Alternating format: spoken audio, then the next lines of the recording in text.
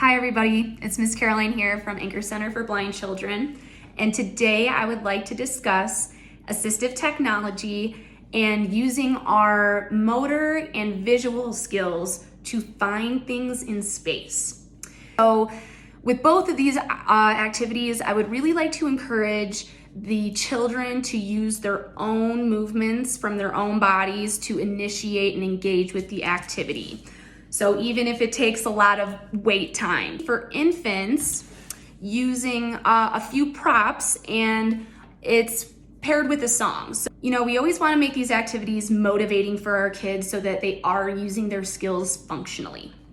So a few things to keep in mind when using props. I have these snowflakes here, these really large snowflakes. Is to, you can use large items, preferably bright and contrasted.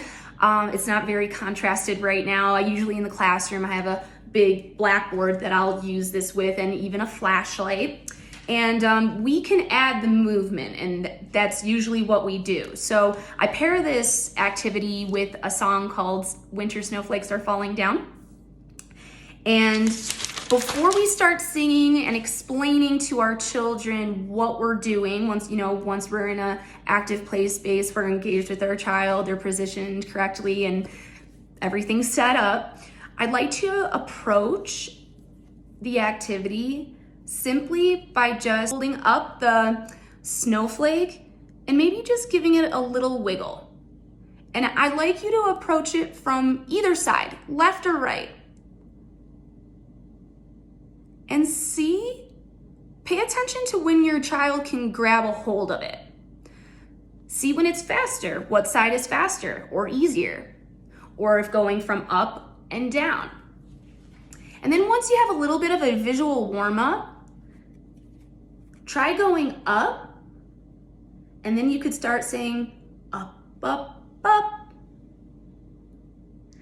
And then you could start singing a simple song. What I have is, winter snowflakes are falling down, falling down, falling down. Winter snowflakes falling down, down to the ground. And it's just a really nice visual warm up, and you could really play around with, how does your baby find things in space? What is the best way to approach an activity? These kinds of things can help you with future activities as well. And then for toddlers, as we begin to get more mobile, an idea that we could use that is another low-tech strategy. Again, not everything with assistive technology is high-tech, using phones, tablets, buttons, things like that. These are both low-tech strategies. So this was the technology that I used, and movement and maybe a flashlight.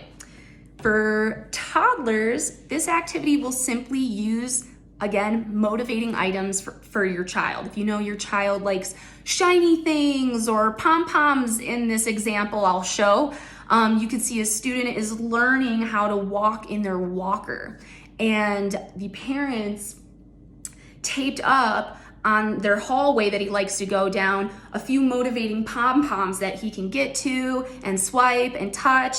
So that's a low-tech strategy. If your child is learning to move in space, even if it's not a walker, we could put it in another active play space, a play mat, and a few bells nearby. An example of this in program is using the resonance board, which is good for infants and toddlers, smaller toddlers. But if your child is using a walker and learning how to, become a little bit more mobile in larger spaces, you could start with that simple idea of posting pom-poms or, again, something motivating down the hallway, and then expand it to posting things near real landmarks in your home, like the bathroom or their bedroom or the kitchen. And you could start pairing that with language as well. Oh, you found the kitchen. The kitchen has the red pom-pom. And the longer you have that around, your child will naturally start to make connections. So it's just a fun little activity you can embed in playtime and as your children learn to become more mobile. So enjoy and have fun. Bye.